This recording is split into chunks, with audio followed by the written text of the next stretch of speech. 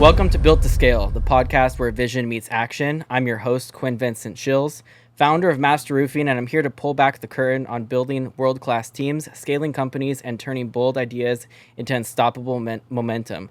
Let's get to work. Meet our guest today, Dashaun Bryant, the man behind Roof Hustlers. From accidental beginnings to nationwide impact, Dashaun Bryant is reshaping the roofing sales game. After stumbling into door-to-door roofing sales and discovering a gap in the industry training, he turned inspiration from Grant Cardone into a mission to equip reps with tools, mindset, and principles they need to win. As founder of Roof Hustlers, he's a certified mental performance coach. Dashaun brings unmatched energy, authenticity, and wisdom to every door and every stage. In this feature, he'll be sharing the story behind his business, his rise on social media, and the mindset that built his brand. Welcome, Dashaun. Whoa, but that's a good intro. I like that. How you doing today, Dashaun? I'm phenomenal, bro. Blessed. God is good, man. It's a privilege to be here out here in Cali, rocking out with you, man. Excited to be on the podcast, man. Awesome, bro. We're happy to have you. Yeah. So 650 roofs plus in 3 years. Mm-hmm. What mindset does that take? Believe it or not, man, 650 roofs in my first 3 years, I think it take a mindset of ignorance, right? I'm a firm believer that like ignorance is truly bliss, right? And I think sometimes the more you know, the less you do, right? Yeah. So my first 5 years into the roofing industry, so I've been doing this for 10 years. So my first 5 years, I didn't know about no community pages. I didn't know about Adam Benjamin. I didn't know about Lee Haight. Like, I didn't know about no names in the roofing industry. So since I had nobody to compare myself to, I just woke up every day and just went and grinded. Just grind. So the ignorance, I think, was one of the biggest mindsets that contributed to that. Because I think now with our industry where it's going now, right, I think everybody get online and they see everybody. Yeah. They see me, they see Adam, they see all of these guys killing the game. Mm-hmm. And now they start comparing themselves to all of these people, and it starts diluting their process and making them feel like they're not good enough or they should be further along than when they are. Versus me, my first 5 years, I didn't know nobody, so I just was in my own world just grinding. So I think the mindset that it took to get there was just pure ignorance. Just didn't know if I was doing good, didn't know if I was doing bad, just knew every day I had to wake up and just like go get it. Okay, so what's a day in the life of a top 1% door knocker look like to you? That's a good question, right? To me, in the day in the life of a top percent roofing door-to-door sales professional, yeah, right? I think a top 1%er, I think they're getting up anywhere between like 5 to 7 o'clock, right? Okay. I think they're getting up and they're taking care of themselves first, like going through a morning routine, anything to get their mind right. Yeah. Maybe reading a book, going to the gym. Reading a book. Yeah, getting all of these things right. And probably like 7 o'clock, now they starting to deal with the outside world, right? Okay. Maybe checking their calendar, yeah, seeing if what appointments on their schedule, what homeowners they need to go rock out with. I'm assuming they hitting the field probably like 8 o'clock, probably like 8 to 10. Yeah. Well, 8 to 1. Let's say 8 to 1. Yeah. They probably running appointments, showing up to homeowners' homes, closing deals, collecting checks, just doing all of these things. Okay. The top performers that I know, they've packed their lunch. They got a cooler. They're coming prepared. They got food already in the car. No reason to leave. No reason to leave the field. We not going to have lunch at Chipotle and shit like that. We staying where the money at, which is in the field, right? So they still out there, I think, from about 12 to 3. Yeah. If you ask me, I think it's a little bit more appointment running, maybe checking on builds, just doing some maintenance. And then about 4 o'clock hit. Maintenance would be like, maybe you got an install going on, little issue. You done drove over there, check on the homeowner, make sure they're doing well, right? Okay. Or insurance process. If you do a lot of insurance claims, maybe following up with some insurance companies. Hey, just calling to see, what's going on with these claims, see how they progressing, right? And just things like that type of maintenance. Gotcha. I call them cleaning up, like cleanup days. Makes sense. And then from 4 to about sundown, you locked in, strapped up on the doors, generating new business. Because a 1% of sales rep, you're not going home at 5 or 6 o'clock. It's not real because it's too much money in the field from 5 and beyond, right? So if anybody, I meet a sales rep and they go home at like 5, 6 o'clock, I know they ain't no 1%er because the 1%ers I know ain't getting home till like 8:30, 9 o'clock, like till the sun go down. What's a 1%er make in the roofing industry? You fly all around the whole country. You meet the top guys in all the 50 states, right? So Yeah. how much you see some of these guys taking home? I think the best of the best making anywhere between $500,000-$700,000 a year. That's Yeah. awesome. That's more than some owners making. Yeah, no, I know a dude named Dan Walrek. I don't know if you ever heard of Dan Walrek. No. He's known as the $18 million man. Okay. He sold $18 million Walrek? by Walrek. Yep, Dan Walrek sold $18 million by himself in Minnesota. Like self-gen? Self-gen. By himself, $18 million. His own company, or he works for a big company or something? Worked for a big company, but he did $18 million by himself. So what happened was, Shit, that's crazy. he was the community guy, coach baseball, coach football, did all of these things. Yeah. So was so plugged in and networked, prepped all of his students, everybody. When the storm hit, he was the go-to guy. Yeah. Long story short, I think he did about 1.8 million selling roofs. And he liked the point like 1%, like small percentage of guys. But the best of the best, I think, doing it there between $500,000, $700,000 a year. But those guys committed. So how many roofs do you think the average sales rep leaves on the table, every week? Every week, the average sales rep, what they leaving on the table. Let's say if they good, right? Let's say if you got a good sales rep and he closing about 5 deals a week, right? Let's just say that as the benchmark. You're doing 5 deals a week. I think most people leave it anywhere between an additional 4 to 6 deals a week in the field. Because there's good and then there's great and phenomenal, right? We talked about that this week. So Yeah, because most sales reps get satisfied, right? I call it alligator syndrome, right? You know the best time to kill an alligator? Tell me. After they eat something. So once they eat, they get lazy. I hear They you. get sleepy, and they're like, oh, Yeah. I'm full. I can relax now. Yeah. Versus like the best of the best, they kill something and they're like, ooh, I want to go kill something again. I want to go kill something again, right? Yeah. And they got this like hunger that never gets satisfied. I love this, bro. You're dropping some real game for him right Yeah, now. like they got a hunger that don't get satisfied, Yeah. but good reps like, oh, I'm good. I'm good. I got one today. Yeah. I can go home. Right? Like me, I would get one and I'm like, oh man, I want to go get another one. Like I want to go get another one. Like the most deals I've did in a day was 8. One day. Yeah, 8 in one day. And look, I have a company. Guys get it 2 deals in 1 week sometimes. They're like, they feel satisfied, like retail sales. So it's like you need to have that constant hunger, that constant hunger inside of you. Yeah. You can't go away because the second that you get comfortable, you stop your glass ceiling, right? Like you can't break through. Well, Still coming up. God built you to ascend in life. You're built to keep achieving. Look at society, right? Like we went from like cavemen, whatever you believe, to like houses, to planes, to cars. All we do is ascend. That's all humans do. We keep ascending. SoCal homeowners, why pay $15,000, $20,000, or even $30,000 for a new roof when instead you can get a new roof for only less than $100 per month? Here at Master Roofing, we serve homeowners with high quality roofs with no hefty upfront costs. So give your house the roof it deserves with 0 down and low monthly payments. Why wait? Click the link below to get you a roof you deserve for payments you can afford.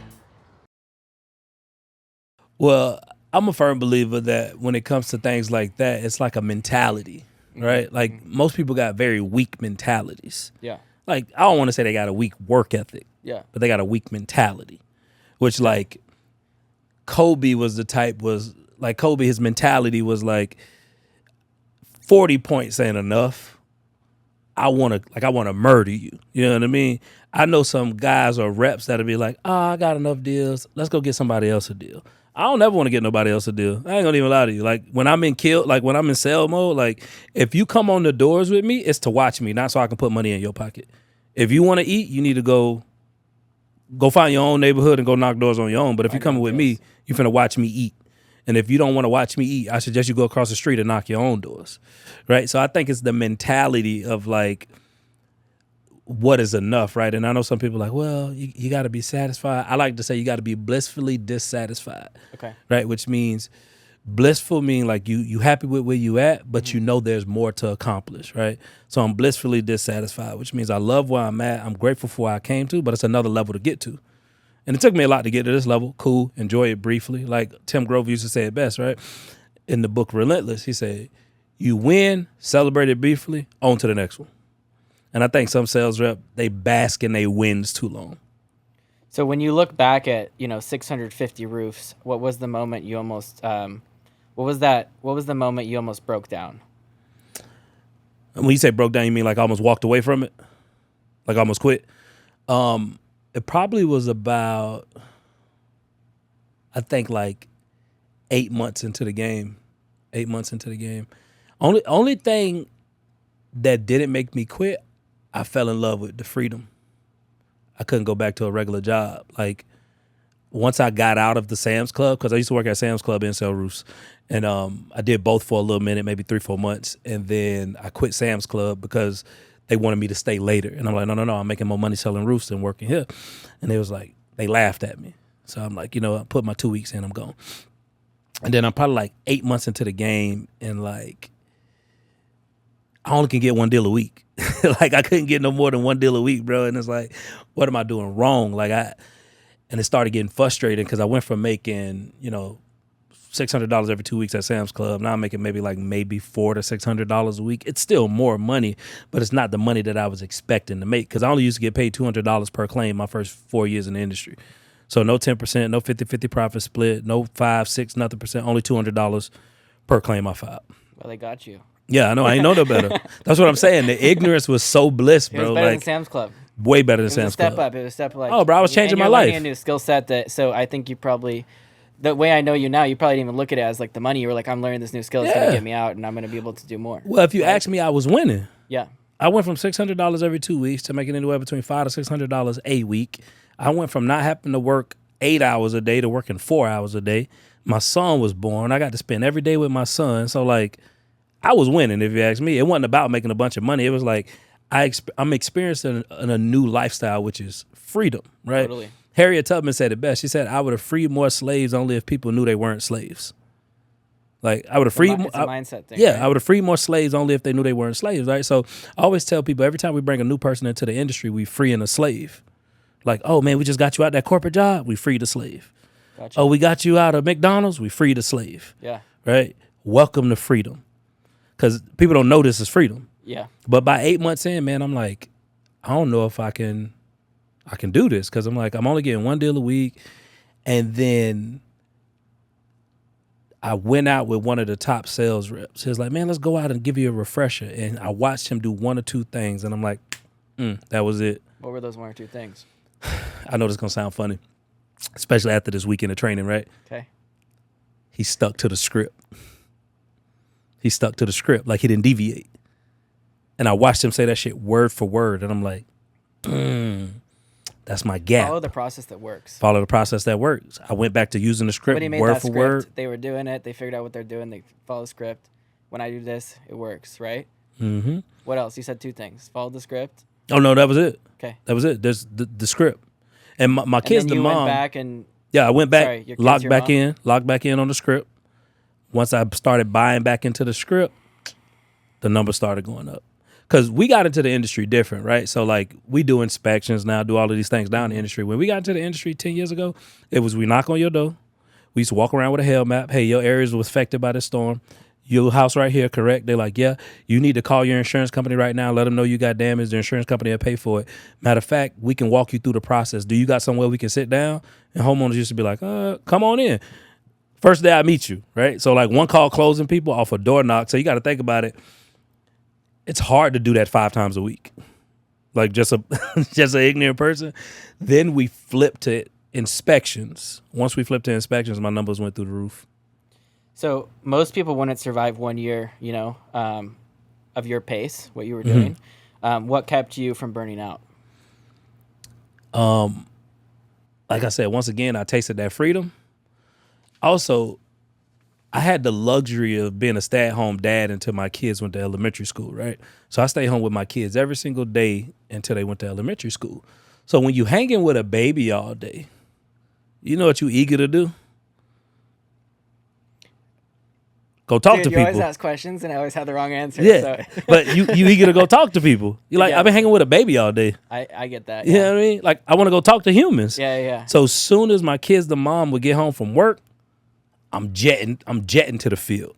Versus these guys dread going to the field. Because you want to go out and I want to go. have normal Yeah, life. I want to go interact. Get away from the kids. Because I don't work a regular job no more. Right. So I'm home with my baby all day. And then I got to wait for baby mama to get home. And then I will go knock doors. So I was eager, like, oh, I can't wait for her to get home so I can go knock some doors, right? Like go get in front of some people. Because that was like your freedom. That's, yeah, got you. Yeah, so I never really got burned out. Main reason, I knew why I was doing it, which was to make sure that my son didn't have to go to daycare. It was like so crazy. What do you mean? If I underperformed, okay, I had to go back and get a regular job. Yeah. And I had to start paying for daycare. And then I couldn't be home with my son no more. Okay. So my whole motivation was to make sure I could make enough money so I never got to go get a regular job so my son don't got to go to daycare. So that's what I thought about every day that got me eager to like, we going to make this shit work, like regardless. Right. And I give my baby mama a ton of credit because she believed in me, like never doubted me, never was like, what you doing? But she did tell me you got a month. She's like, you got a month to make this work or you need to find a real job. And we made it work. And what she meant by a month to make it work, it was like, we got to make more money than we're making at Sam's Club. So we either got to make the same amount or we got to make more. And you go to $600 a week, that's $2,400. I doubled the income. So it was worth it. But that was the main focus when I first got started. Make sure I make enough money so I don't got to send my son to daycare.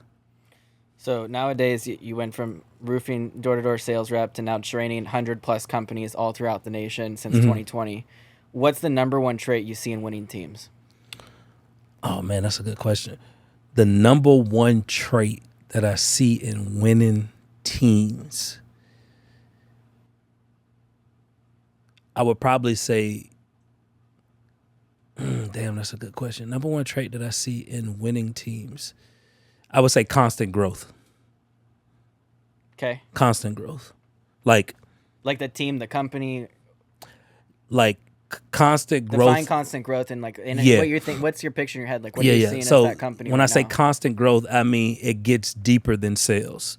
They start to grow as humans. Like it's places for them to elevate within the company. They can go from a sales rep to a sales manager to a potential branch manager to a team leader. So they always there's a career path in the company. Career path. So the person sees they can hop in at this ain't a dead end.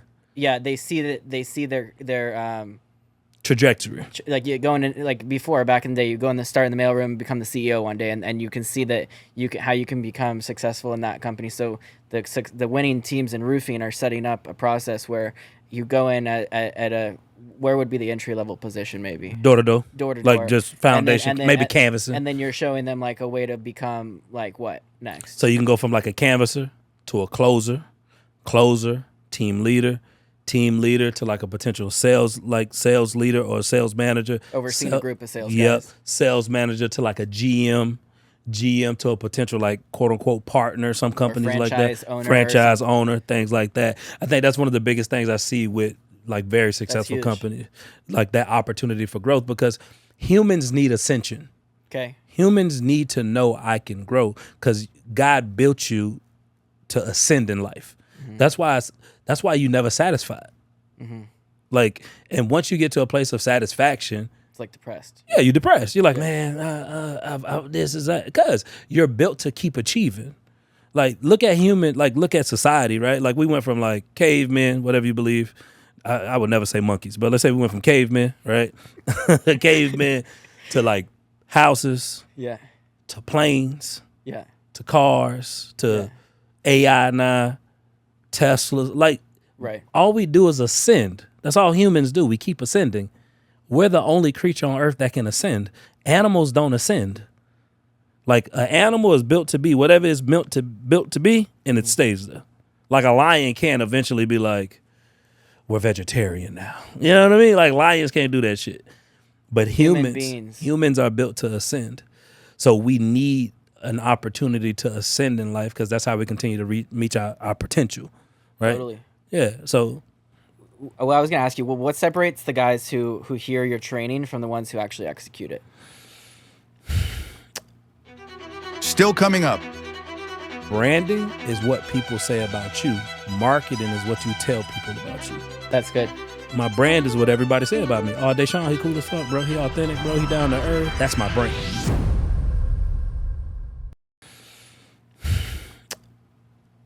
I think it's an ego thing. Okay. I think it's an ego thing. Yeah. Right? I think Because, first of all, training grown men is hard as shit. Because most grown men I meet think they know everything, right? Because they live to a certain age, or I've done this, I've done that. So they already stuck in their ways, right? So I got to come in and really do one or two things. I got to understand that I ain't going to get no breakthrough to you anyways and focus on the one or two guys that I can grow. Or I got to really just make you feel little, right? I got to really like crush your ego and make you realize like you're 38, I'm 34. You just made your first six figures. I've been doing this shit for 6 years, right? The last 6 years. And not to mention reality check, right? Because you need to know that you're not that good. Like I was talking to Helen, one of your reps, right? I was like, the problem with most humans, they grade their own paper. Like they grade their own paper, right? Like you take a test and then you look at your own answers, you be like, oh, that's right. Oh, that shit look good. Oh, that was a great answer, right? But you let somebody else read your test, they're like, oh, that grammar is wrong. That punctuation's out of place. Your paper come back all red. You're like, what the hell? Man, that paper was fire, but you sent it to an English teacher. And it's like, no, your grammar was all wrong. Now somebody else grading your paper. Now you got humility, right? So I gotta grade their papers, let them know that you're not that good. But that guy who ego's too big, he ain't gonna hear me regardless. The guys who are humble, they take a step back and they start looking at their own picture and they're like, whoa, this dude 34 years old. We've been doing the same job, quote unquote. But he here, I'm here. And then they start to have that humility check where they say, well, how do I get on his level? And then they like teach me. It's like when the student is ready, the teacher will appear, right? So I had to check a dude a few weeks ago. He was arrogant, right? Then we knocked doors together. He was like, oh shit, I can't do that. How did you get that? Did you like push him to do it and they like corrected it? No, he just saw me. Okay. He saw me work a few doors and he was like, I would have walked away from that guy. I wouldn't have landed that guy. I wouldn't have landed that guy. He's like, I ain't as good as I think I was. How much it costs for you to train me by myself? And he was with the company. He was like, how much it costs for you to train me one-on-one? And now this dude been chasing me for like 3 weeks. So you just did training here with our company, right? And one of the things that kind of surprised me is your main thing wasn't just out in the field. I thought you were going to come here and knock with my guys all day long. You came here and you did a lot of mindset stuff, right? And that's the thing. I don't know if you put that out there, but it's like that's what happened, right? Yep. And so why do you do that? Like, why do you go ahead and focus so much on the mindset, and then the door knock is just part of it? Like, what's the reason? Because once we change the way you think, we can change the way you move, right? But if I just try to change the way you move and I don't change the way you think, you're just going to naturally revert back to who you are as a human. Okay. Right? So the ultimate goal is to change the way that you think. So day one, we got to open the mind up. That's why we do nothing but mindset training, Because now you're starting to second guess yourself.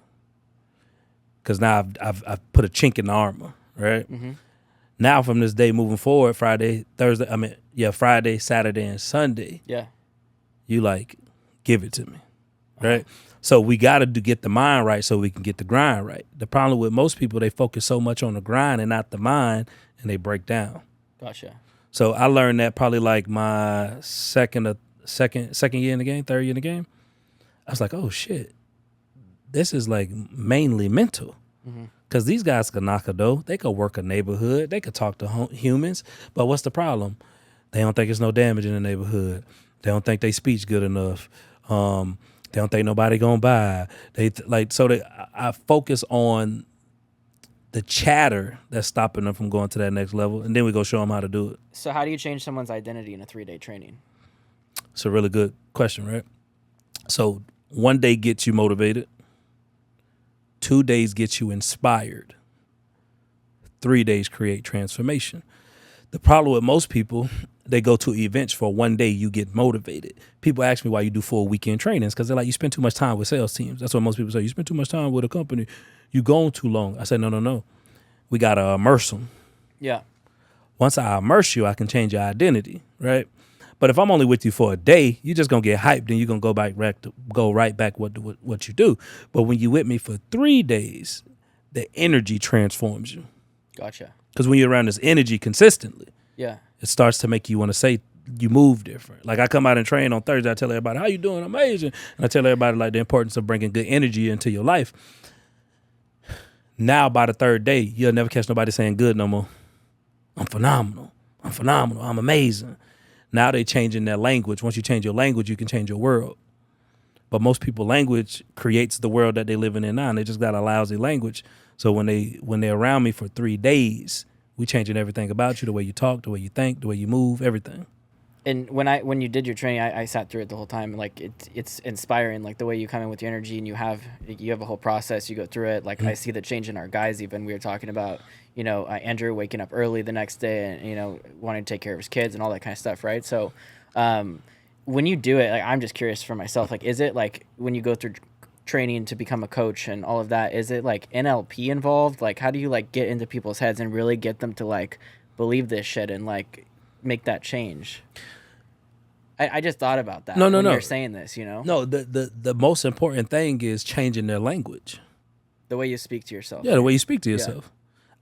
In 3 days. Is it NLP at all, or? Nah, I know what that is. I've heard of it before, and like, I've gone to these events. It ain't even no deep. It ain't even no deep. So you're not doing anything magic on them or anything like doing some special scientific way. You're just like bringing your heart into this and showing them what's possible, and they just. And I'm getting them enrolled. Energy transfers. Yep. Sales is a transfer of energy. Everything in life is a transfer of energy, right? So once I change your language, everything else about you gonna change. Because like now you changing your own story. I tell everybody, I don't change nobody's lives. They change their own lives. I think any human that take credit for changing people's lives is very arrogant. Because I don't think no human that good. I think you make a decision, like as your own person, to make changes in your life, but you see somebody else doing some shit and you're like, man, I want that. Once you expose people to something, they'll never be the same. So your level of success always tied to your level of exposure. Once people see the way that I talk, they see the principles that I use, the strategies that I use, they get enticed by that. Now they constantly chasing that, right? But the biggest thing we do is make them change their language. And we got to help them realize, like, go home and look in the mirror and just realize that you're not happy with the person that you're looking at. You just ain't had nobody else with enough courage to tell you that you're not that good. Like, you're not that good. Like, this version of you not going to get you where you want to be in life. Because I tell people all the time, people say they want to be successful for one reason and one reason only. Because they can say it. That's it. You don't got to do nothing after that. So you just trained my squad. What made this team different? In a good way? Like, I'm saying, I just like what made them different as a whole, or So the thing that makes them different than most companies that I work with is y'all not a canvassing company. Yeah, y'all an appointment based company. So it's really difficult to work with non-canvassing based companies because most people view canvassing as like bottom of the barrel work, grunt work. Man, I gotta go knock doors, right? Especially when you're used to getting leads spoon-fed to you all the time, right? Right. So we got to shift the perspective. So the first thing we got to do is go out in the field and show them that it's true. We got to like instill the belief that it's doable. So once we show them it's doable, now the belief increase. Once the belief increase, the action increase. Because I always tell people, you'll never. I think it was uncomfortable for my team. Oh, it's very uncomfortable because it's not really what we do, and they weren't hired that way, right? And we were talking earlier. It's like if you don't put that in, how'd you say it? Like nice in the beginning, and then now you're putting them into something uncomfortable, and so they're gonna either expand or contract, right? And resist because it's just human nature, right? Humans don't like change, so it's like, man, why are you changing things? And it's like, we're not changing things, we're improving things, and we're showing you a new window of opportunity. And the problem with most sales reps when it comes to teaching them how to canvas or start making them canvas, they view it as punishment. Really, it's preparation. Like learning how to canvas is preparation. It's not punishment. So now if a new storm come through, a new windstorm come through, you're prepared to go win. And most people want to win, but most people don't want to put in the time that it takes to prepare to win. And this is just the preparation so we can go win the storm, right? That's the mindset. But we increase the belief. Once we increase the belief, we'll increase the action. So like Jake, we was on the doors yesterday. He saw it happen. I believe it can happen now. It's real. Now that it's real, his action will increase. What's the one thing every sales team is missing but no one wants to admit? That's good. The one thing that every sales team is missing but nobody wants to admit. Really good training. Bro, when you came out this weekend, like I train my team all the time, like I totally see that. Like, you're a professional trainer. You come out, this is what you do. Like it's a totally different energy. I see it in my whole team. How do you build that in a company? So, like if you're telling this to like a guy starting out his company right now, and he's trying to start build his team. Well, how do you? First of all, you gotta have a curiosity for training and learning, right? Most people don't, and you got to be patient. Training requires a lot of patience because most of us as owners, right, we want to get a guy to get him some deals, get him going, leave me alone. You're done. Make me money. Make me money. I look at it as like, no, bro, I'm just dealing with big kids, and kids need a lot of love. Kids need a lot of TLC. Kids need a lot of compassion, empathy. They need a lot of validation. They need a lot of correction. They need a lot of, understanding, acknowledgement. But when we recruit people, we like, this dude 33. So if he's 33, you know what that means? He should know. So we skip a lot of the things that it comes to when it comes to cultivating a human. So it has nothing to do with building a sales rep. Is what do humans need to grow? How do you train your kids, right? I always ask people, you got kids? They say, yeah. I say, your kids know how to tie their shoes? They say, yeah. I said, did they get it the first time? They said, no. I said, so when they didn't get it the first time, did you just say, fuck shoes, you only wearing flip-flops the rest of your life? No. You sit them down, you show them again, you correct them again, right? So you got to have a genuine love for like human growth and development, not just let me get you equipped to make you some money. So I study human nature at a very high level. I study how to get people to learn, how people retain information, what's the best way people receive information, like the theatrics, just everything that it comes to training. And training is something you do, not something you did, right? But if you, as a company, just to go back to your question, as a guy that's starting his new company, he want to get an in-house trainer. That's all you let him do. You don't make him sell. You don't expect no big numbers from him. None of those things. You only let him invest 80% of his time into learning how to develop people. And you got to be okay with the slow progression of him cultivating his skills. Because the company that I work for that allowed me to like polish up all these skills. How much time are you saying? Like 3 months, 6 months, 2 years? Like years. You bring a person in, I'm like, all right, this guy has potential. He has the work ethic. He doesn't have the skills yet. How long are we giving him to start producing? Talking about a sales rep? Yeah. A new sales rep should be producing, bro, no later than 4 weeks. So you're saying the trainer has a lot of time to build his skill as a trainer? Yeah, as a trainer. Because it's a lifelong. So you work with this guy to like nurture and grow him so that he can continue to build your company. So you take time with building the skill of leadership and training with that trainer individual, but the actual reps that come in still need to meet their targets. And reps need to meet their targets. So you're saying be patient with the actual trainer. Be patient with the guy that you're allowing to be your trainer, yeah. Okay. Sales reps, you need to come in, get equipped, get hit the ground running, get the stuff you need, close some deals, and then we got our trainers constantly growing and getting better. He keeping you polished up. But rep, you need to be performing. So with coaching as a trainer, you told me something earlier that I thought was invaluable, and I think it'd be great to share. You were saying like there's 4 layers to training, right? Yeah. Can you explain those? Yeah. So you got to teach people what to do, when to do it, why to do it, and how to do it, right? But the problem with most people, they only know how to teach people how to do things. Hey, watch me do this, you do this. Right, I'm showing you how to do something. Totally. Right. Then you get a good teacher. He elevate to the next level, and he can teach you what to do. Like this is what you're supposed to do. Not only this how you do it, but I can talk you through it. I'm gonna teach you what to do. Right. Then you hit a new level of teaching when you can teach people when to do things. So like you can watch a sales rep pitch, and you can say, "Great pitch, bad timing. You did it at the wrong time."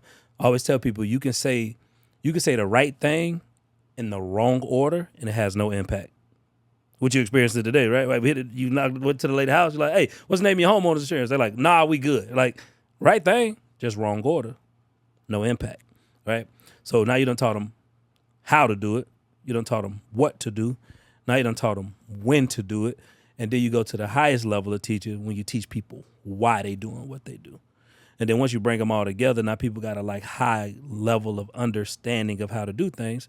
And now they know how to do it at the highest level possible because they know what to do, when to do, how to do it, and why to do it. Where'd you learn that? Some of my coaches. And you've actually mentioned some amazing coaches that you've worked with. Myron Golden, right? You worked with him. Worked with Myron. Who are some of the mentors and coaches that brought you to where you are today? Myron Golden, Coach Michael Burt. I got to learn from Grant Cardone. I got to learn from Eric Thomason and Associates. I got a coach, his name Terrell Muhammad. I paid him for 26 weeks of coaching. He helped me understand the assessment at a very deep level. I got another coach, his name Devin Bendenson.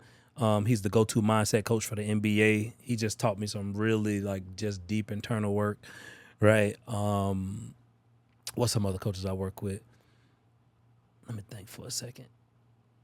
Them just some of the most impactful ones that I could think in this moment, right? I don't work with, I've studied guys like Alan Steen, Brian Kane. Brian Kane was my mental performance coach. Just all of these guys. And I tell everybody when it comes to the difference between me and most people in our industry is I learn from everybody outside of our industry, then I bring it back to our industry. So I've never learned from no roofing coaches. So you didn't just win Hustler of the Year once, you did it twice. Back to back, baby. Back to back. Back to back. So Only one that ever did. What does that title mean to you? It mean a lot to me because it's one of those things that. What was that? Was that when you were in the roofing? When you were working for a roofing company? No, it was with Roof Hustles. Like so, it's Door to Docon. So Yeah. Sam Taggart, he put on Door to Docon. Yeah. And what they do is they do these industry awards, right? Biggest Yeah. Hustler of the Year, all these things like that. And we won Biggest Hustler of the Year our first year. And the reason why it means so much to me because it's one of those like, it's like making it to the Pro Bowl. The fans voted.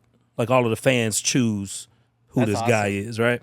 So to go back-to-back years that Yeah. the entire door-to-door community viewed me as the biggest hustler Yeah. in the entire door-to-door community, not just roofing, but the entire door-to-door community. That's why it means so a lot to me, man. I could have won it 3 years in a row, but I'm like, nah, I don't want it no more. You know what I mean? So when you were the Hustler of the Year, do you feel pressure to always show up at that level? Nah, because I think I view it like this. It's like I look at it like Lil Wayne. Like once he said he's like the best rapper alive, it's just like who you are. Mm-hmm. It's not a facade. It's not a stigma. It's just like we gonna out hustle you all day, bro. Like that's just what we gonna do. Point blank. Period. We might not out thank you, but we're gonna outwork you. We're gonna out hustle you. Right? I'm gonna do more shows than you. I'm gonna do more events than you. I'm gonna coach and train more teams than you. I'm still gonna spend more time with my kids than you. Like I'm just gonna out hustle you on all levels to where, like even in June, I'm on a 5-day, 1-day event run. I got an event on Wednesday, Thursday, Friday, Saturday in a different state every day. So I'm only there for 24 hours. Wham, bam, kill it in this county, this city, this city, this city, this city. Right? So it's just like, they ain't built like that, bro. Like It's just you. Yeah. You come with that energy. man, you know how many people be like, how many trainings you do a month? I'm like 3, 4. You don't be tired? No. That's what probably gives you the energy. Huh? That's how I get energized. I get tired when I be home. Yeah. I feel like I'm like, what do I do? Like, what do I do? I'm on the road so much Yeah. that it's weird when I'm home now. Cause I'm like, damn, what I do on the weekend? Cause I don't party. Yeah. I like to party. I just don't. Cause I'm always training every weekend. So like, I'm going to sleep 9 o'clock, getting up 5 in the morning. And y'all a small team, so I got lucky. But like when I go train some companies, we got 15 sales reps, bro. I'm doing one-on-ones from 7 till 12 p.m. I'm doing office training from 12 till 3 p.m. I'm knocking doors from 3:30 till sundown. And then You're hustling, bro. And it depends on what companies I'm working with. Cats like, after we done knocking, can I pick your brain? I'm like, God damn. All right, come on, bro. Let's go sit down and talk for another hour and keep waxing. You know what I'm saying? Yeah. So, You know, it just came to mind. You were talking to me earlier about the like creating brands, right? And I was Yeah. asking you how to build a personal brand, and you've built like an amazing personal brand with Roof Thank you. Hustlers, and like I recognized you when my buddy Mick showed me your posted you training his team, and I was like, Macaroni, what's up, baby? yeah, he's awesome. Shout out to Mick for connecting us. But no, you actually like you stood out. I saw you on social media somewhere before. The bow tie, right? Mm-hmm. Like that's it. So tell me what you told me earlier about the branding and how to like put a logo and like that. Like I think that's something that maybe a lot of people don't understand. And like the sayings, right? Like remember, like repeating the same kind of thing and all that kind of stuff. So tell us about your brand and how you would do that if it was this or if it was a energy drink or whatever. So what I learned from studying the game, right? And we used to make music back in the day, like I was talking to you about. So I watched us do this. We did this when we was 20. I mean, we was trending on Twitter back in 2010. You're a good singer, bro. Thank you, man. When trending was a thing, right? So the first thing I realized was like, hey, man, first and foremost, your brand got to be authentic. Got to be authentic, right? Which means be yourself. Show up as you. So I'm from the hood. I use slang. I love rap music. I love Converse. I've been rocking Converse since I was 20 years old. Like different color Converse I got every it. day, bro. Yeah, I got it tatted on me. Yeah, matching the bow tie. So like, I love Converse. Yeah. I'm urban, right? So I'm like, we got to bring all of that to the brand. Yeah. Right? It don't even go at roofing. Yeah. Like, it don't even go at roofing. So I didn't think about roofing when I was thinking about building my brand. So I rocked the bow tie. We created the logo with the bow tie because it's like, that's the brand, right? Then now you're memorable. Something that people can remember, the Golden Arches, right? Burger King, the Colonel. A logo. Taco Bell, right? Something. Not even a logo. Okay. Just something we can remember.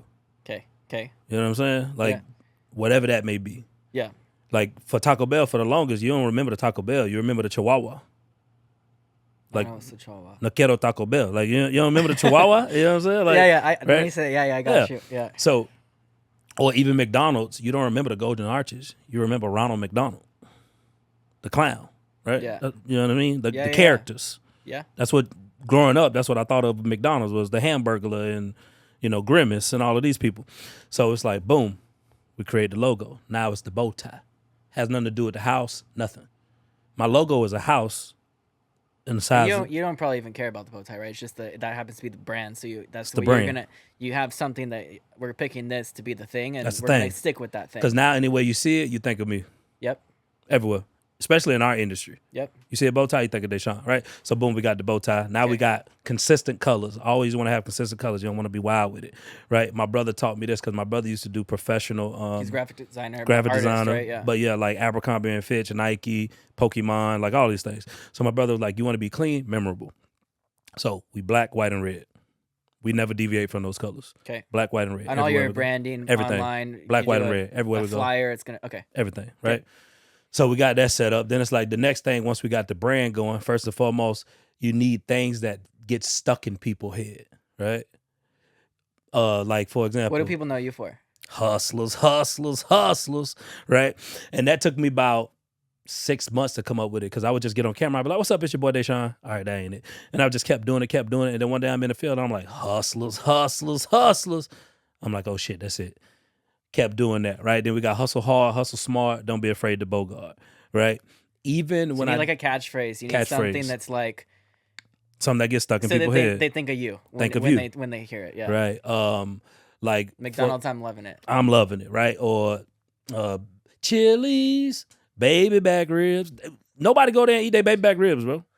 So you have to have you know what I'm saying? yeah. When you think of Chili's, baby back ribs, right? Yeah. So we created the hustlers, the hustle hard, hustle smart, don't be afraid to bogart, right? Those was our first two catchphrases that we created. So every video for my first 4 years, hustlers. Dude, when I called Mick, I was like, you got the hustlers guy. Like, it works. It works. Yeah. Right?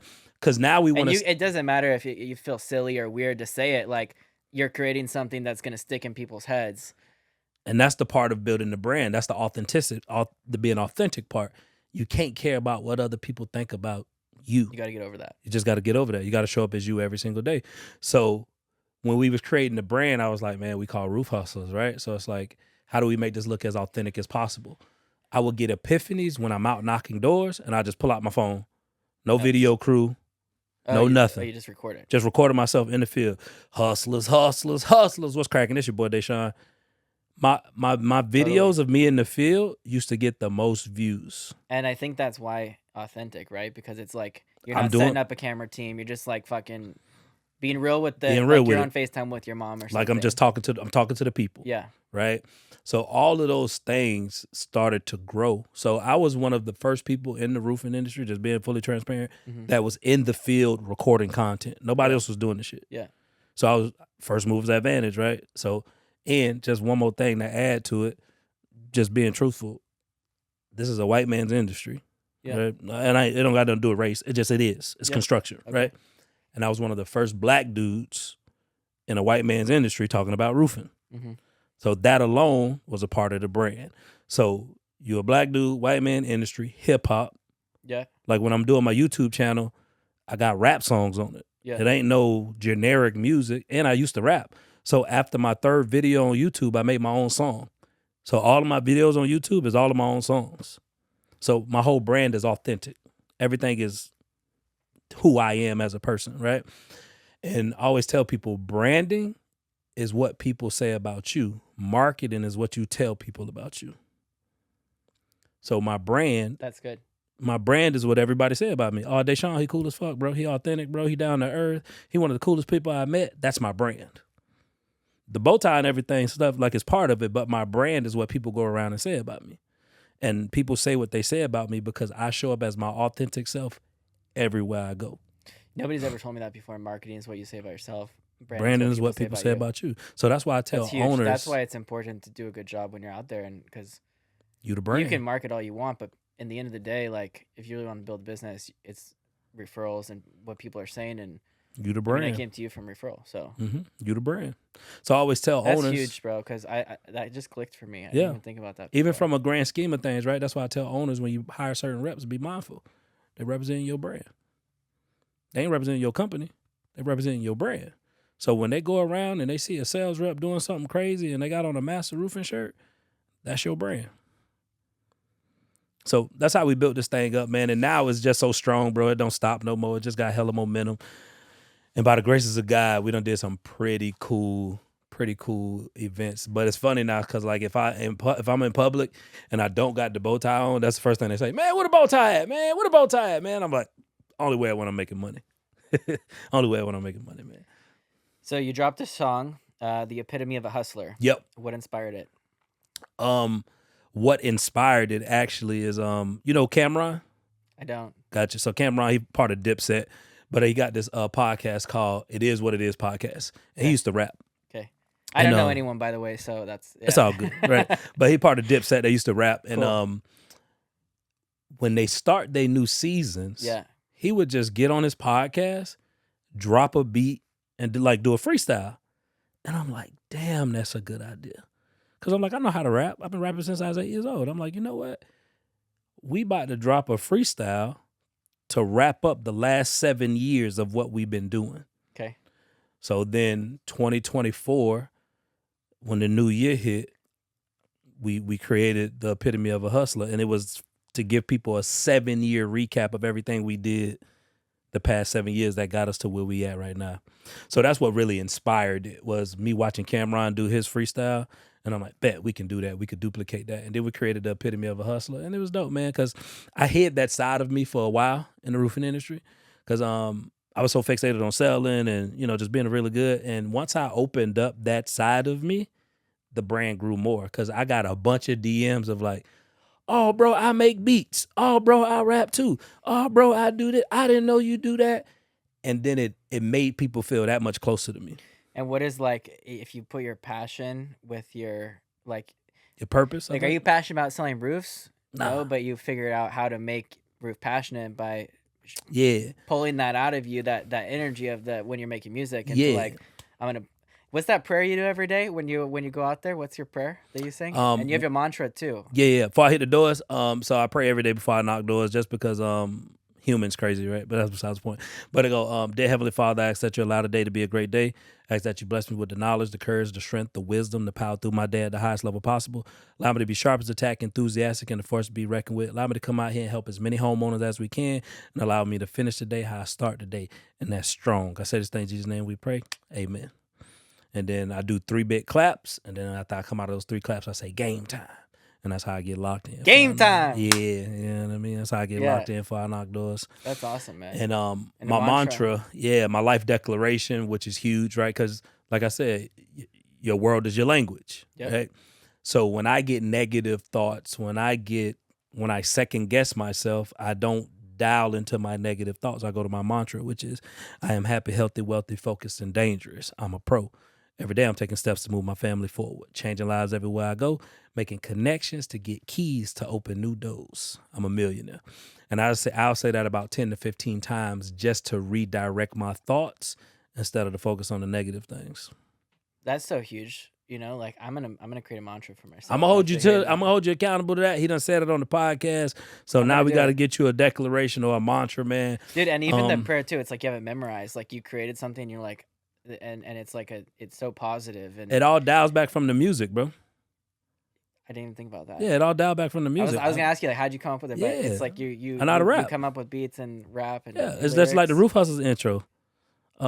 Welcome back to another episode of Roof Hustles, baby. Where we help you guys go from average to good, from good to great. Always keeping food on your plate, baby. Because if you do what I do, you know it's a Like a jungle rhyme, out yeah. here. Yeah, it's all around. That's awesome, man.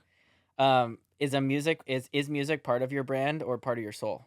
Oh, it's part of my soul, man. I love music, love everything about music, from rap music to country music to Amy Winehouse, one of my favorite artists. Like, I just love everything about music, man, and fell in love at 8 years old. And one of the main reasons I love Do-Do-Do Sales because it's an opportunity to perform. I get in front of homeowners, I get to put on a show every single day. Do you think reps should rap their pitch if it helps them stand out? 1000%. You memorize things in a tune way easier. That's the only reason you know your ABCs. Yeah. That's the only reason you know your ABCs. You sing it. A, B, C, D. Things in a rhythm. Yeah. You remember them better. That's why you can remember your favorite song, but if I give you a script to read it, And you kind of can't do have a memorize rhythm it. when you're with the customer, Mhm. you know? mm-hmm. I noticed that now that we're talking about it. Mm-hmm. But yeah, you definitely should read it in a rhythm format. You'll lock it in your head way better. So you used to make music. You're obviously still doing that. We talked about that earlier. Yep. You're doing your last album. Yep. And how does that show up in a way you sell? How does that show up in the way you sell and train? The way it's showing up now, because I got a homie that passed away February this year, died in a single car accident, crashed into a retention pond. You know what I mean? Whatever happened. Yeah, I'm sorry to hear that. Yeah, it sucks. And it's life, though. That's one of the craziest things I learned about the whole situation was like, bro, when you die, life goes on. Like, I know it's easier said than done, but it's like people only mourn for a few days, bro. Like, your mama gonna mourn for a long time. Maybe your girl, maybe your kids, right? But everybody else, like, after a month, bro, they back in their regular life, bro. You know what I mean? You're being real, yeah. Yeah, True. life really goes on. So in that situation, it really made me sit back and say, if I, like, when I die, because who knows when that's gonna be, right? Because, like, people say tomorrow ain't promised. When you lose a random homie, like, not somebody you know about to die, but when it really make you, like, understand that principle of, like, tomorrow ain't promised. Because that's a much different way to look at life. way different way to look at life. So after that happened, I was like, man, last thing I want to do is die and be like, or be on my deathbed or be sick or be in a situation in my life where I'm like, man, I should have did this. I should have did that. So we was like, you know what? We're finna do this last album. Whether anything come from it, who cares? But at least we can, before we die, we can say, hey. Where can they find it? You can find us right now on iTunes, Spotify, all streaming platforms. Money High, MONEYHIGH. So it's Money High, and the last album we're doing is Money High for Life, man. But yeah, so we made this commitment after the homie died that we're gonna put this album together and we're gonna show up at a very high level. And we got it done. We just mixed and mastering it. It should be out like late July, August. What does music teach you that business school never will? The thing that music can teach you that business school never will is that music is a universal language, and through music you can connect strangers and souls and people. Like, you could put a group of strangers in a room and turn on music, bro, and nobody's strangers no more.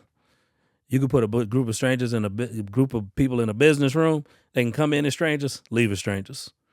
But when music involved, like, it's so much love. It's like it'll trigger you. it'll send you down like memory lane. It create thought triggers and emotions in people, man. So it's just, I love music, man. Me and my kids connect through music. So now my kids starting to see that I make music. So now my daughter made her first song. Like it isn't in the studio, but like she coming up with her own words, and we sitting down and I'm like making beats for her, and like we freestyle together and stuff. And it just, I think music bring you closer, man. I think music bring out a genuine love in people, man. My personal opinion. I love that. It's so true what you said though. Like you put a bunch of people in a room for business school, and you're just gonna be colleagues, right, or whatever. But you put everyone in a party with music. It's like it's human connection. Yeah. I never thought about it that way before. Yeah. True. Yeah, it bring out a side of you that other things don't, man. Okay, so what made you launch Best Hustlers Experience Live? Well, first and foremost, we've been on the road for the last 5 years, and we just got to this point to where it's like we got to put on our own event. We got to put on our own event. We got your first big, event, yeah. First big event, man. We only can seat 120 people, so it's not no sales tactic. It's just what it is. But I'm gonna tell you the story. So I went to this. So first of all, anytime you're experiencing low levels of living in your life is due to a lack of commitment, whether that's finances, fitness, spirituality, relationship, no matter. You're not committed. So I used to doubt myself in that arena. I'm like, man, can we put on an event? Will we sell it out? But every time I do an event, I sell it out. Whether who putting it on, it don't matter. When I'm the guy, we pack the house. Yeah. Right? So I go to this event in Florida, dude named Devin Benson, one of my coaches. So he challenging us, like at a very high level. He said, what you trying to create this weekend? I'm like, an event. He like, what's the name of the event? I'm like, we're going to call it the Best Hustler Experience. After coming to your thing, because this thing called the Game Changer Experience. I'm like, man, we're going to call it the Best Hustler Experience. He's like, what you need to do to get it done? I'm like, we need to make a flyer. He's like, when you making this flyer? I'm like, he's like, Monday? I'm like, yeah, Monday. This is like Saturday. I'm like, yeah, we're going to do it Monday. He's like, okay. What else you need to get done? He's like, you need to create the landing page so people can buy tickets? I'm like, yeah. He's like, when you going to have that done? I was like, he's like, by the end of Friday? I'm like, yeah, end of Friday, right? Who's telling you this? My coach, Devin Benson, right? So he talking to me, but he making me commit. Yeah. Monday, end of Friday. He's like, what date you doing it? I'm like, we already got a date, November 13th and 14th. So like, okay. He's like, who you need to call to make this happen? I'm like, my business partner. He's like, when you going to call him? I was like, on the break? I'm like, yeah, I'm going to call him on the break. He's like, you in front of 25 strangers. He said, 0 to 10, what's your level of commitment to getting all this done? I'm like, a 10. He's like, let's just see how committed you are. On the break, call my business partner, tell him, hey, man, I got the name of the event. We're going to call it the Best Hustler Experience. We need to have a flyer done Monday. We need to have a landing page done by Friday. And then we need to make a commitment to get at least $20,000 in sponsors by the end of the month. We made that commitment. We dropped the flyer on Monday, dropped the landing page that Friday.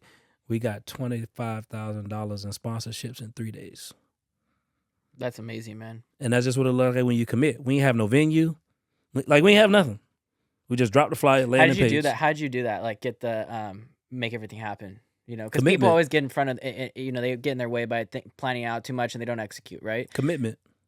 So, but what were the steps you took after you committed? You got on the phone with partner Yep. called the graphic designer, got the flyer made, then you got the dropped it. Yep. Landing page. Started calling people you guys work with and say, hey, you made a list. Okay. Made a list of everybody that we think would be a good sponsor. Yep. Send them emails, called them.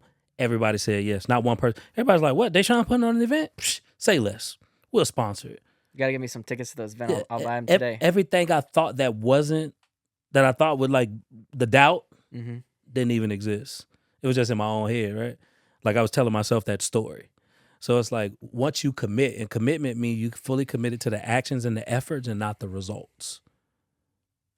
So the results don't matter.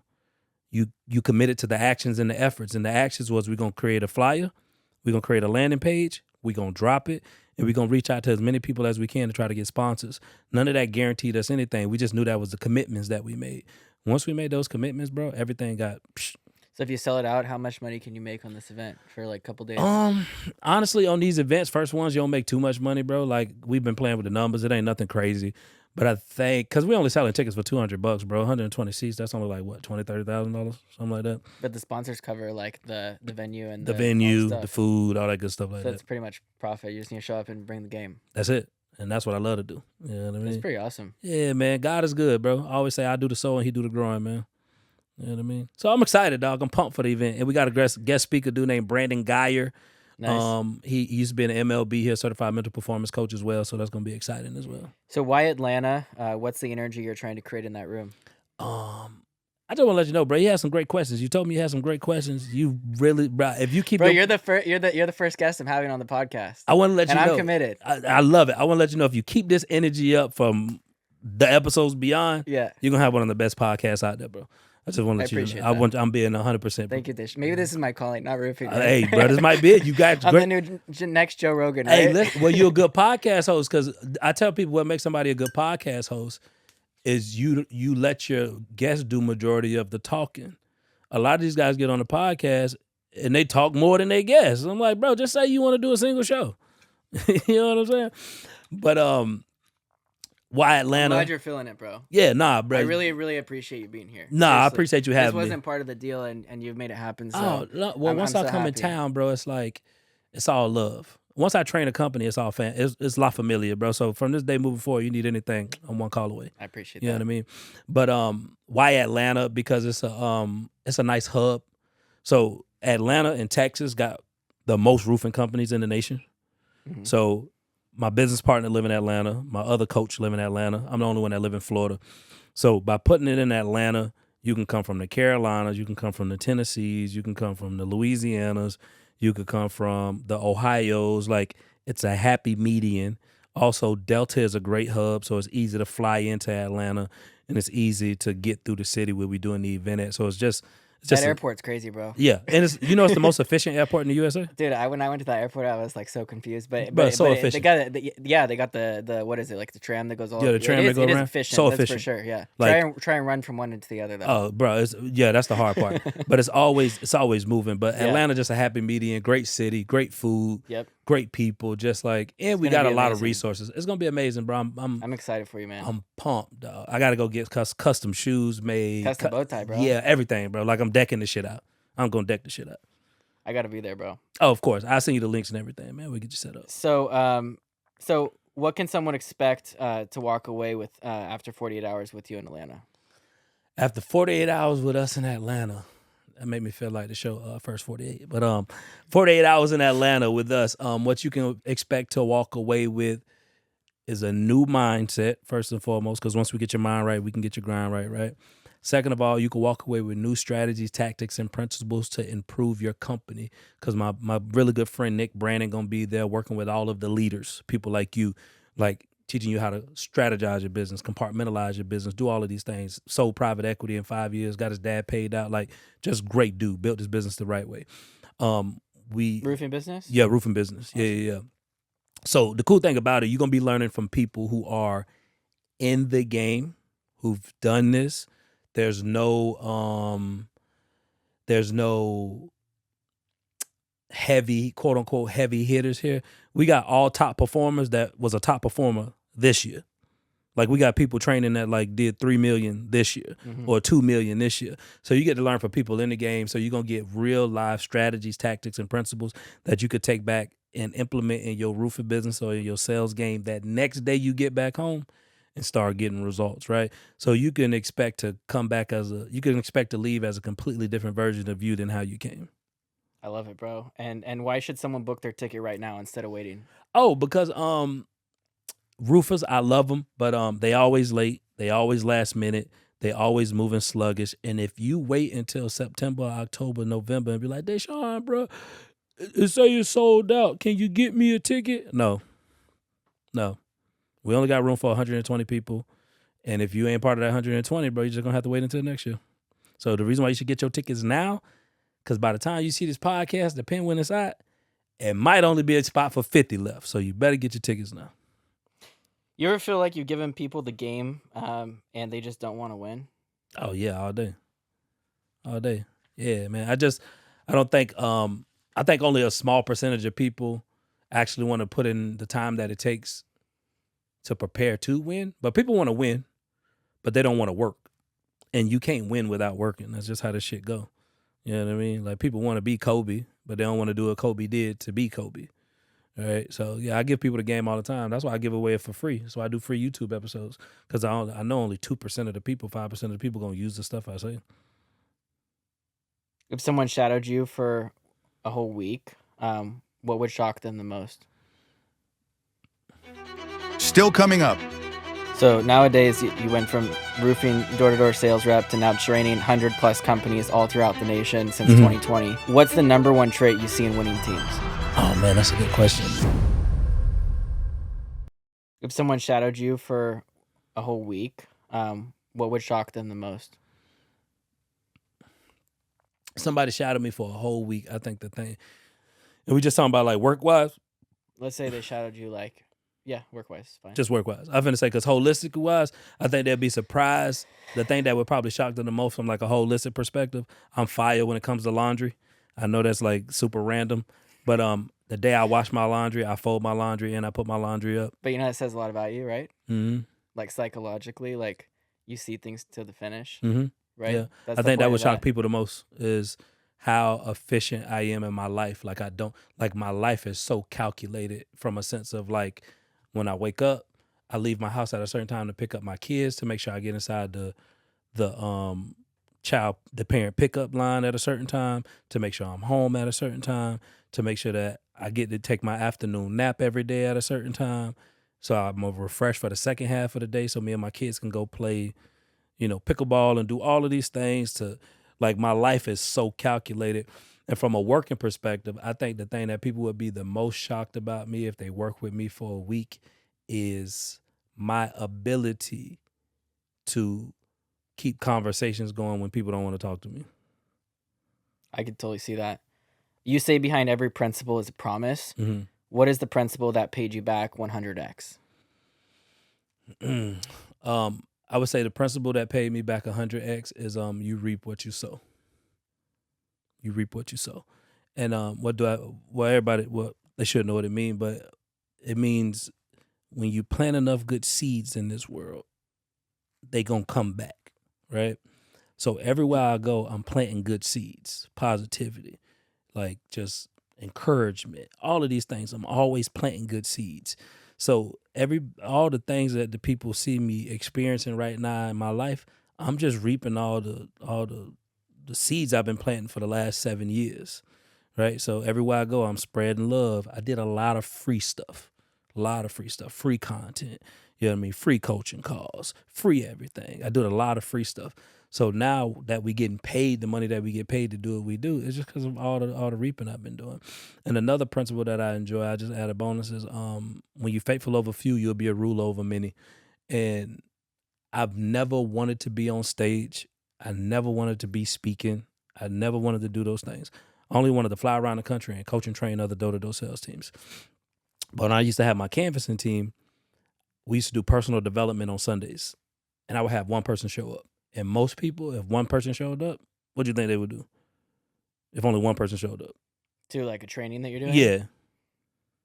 I don't know. What do you mean? Like, don't go deep. But let's say if I say, hey, man, we're doing a training on Sunday, and one person show up, and you show up, and there's only one person here, what the average person you think would do? Probably cancel, right? Yeah, Man, let's just go home, bro. Yeah. Like, nobody ain't show up. Exactly, yeah. Yeah. I used to be in there with one person going ham. 2 people would show up, ham. 5, ham. So I've always been faithful over the little bit that God gave me. I never wanted more than what he gave me. So when I always took care of the little bit that he gave me, now 5 years later, I get to speak in front of hundreds of people. Now we get to train all of these people. Yeah, you reap what you sow. And when you're faithful over few, you'll be a ruler over many. How would you explain that to like your children, like in like simple terms?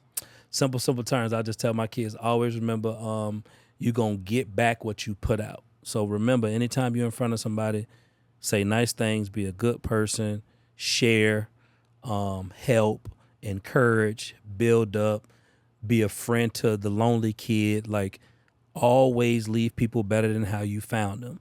Funny story. My son, most closest friend right now in his school. How old is your son? 10 years old. Mm-hmm. Is the boy that was making fun of him in the beginning of the year. Like, called his mama a hoe, everything, right? But this little boy just come from 10-year-olds be saying that? Yeah. Oh, you'd be surprised.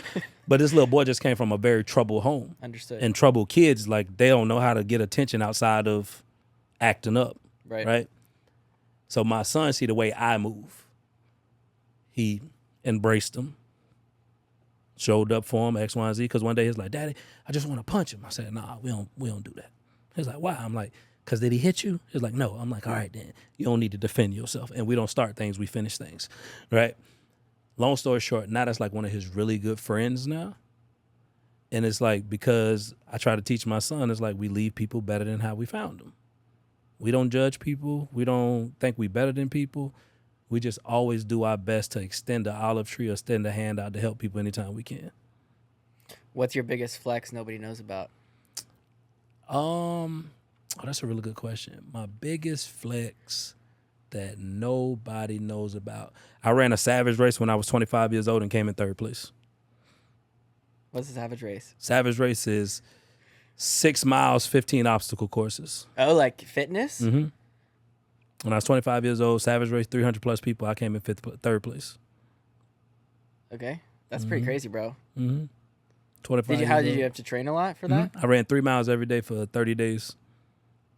Me and my dog, this one, he was a puppy. Yeah, ran 3 miles every day because I knew I could do the physical stuff. I just knew I wouldn't have the stamina. What's the realest thing you've ever told yourself in the mirror? The realest thing I ever told myself in the mirror, I would probably have to say that, oh man, that's a really good one. The realest thing I had to tell myself in the mirror is that the decisions that I make don't only impact me. Because I'm a very... Like family-wise or? Everything. Everything? Yeah, Business? 2 years ago I got in trouble in life, had a DUI in 2021, beat it, had some issues where I didn't get my probation and stuff taken care of in enough time. Long story short, I had a warrant for like 6.5 months. I'm still flying around the country coaching and training people, like no big deal. And ended up getting in trouble in the middle of a training. Like while I'm training. I was about to ask, imagine that happened. No, happened day one of training in Florida because I'm driving my own truck. So my tags, you know what I'm saying? Long story short, go to jail that Thursday, like that night, because I'm like about to go to the gas station, get pulled over by the police, go to jail that night, get locked up in the middle of the training. Got locked up on November 17th. I missed Thanksgiving and I missed Christmas.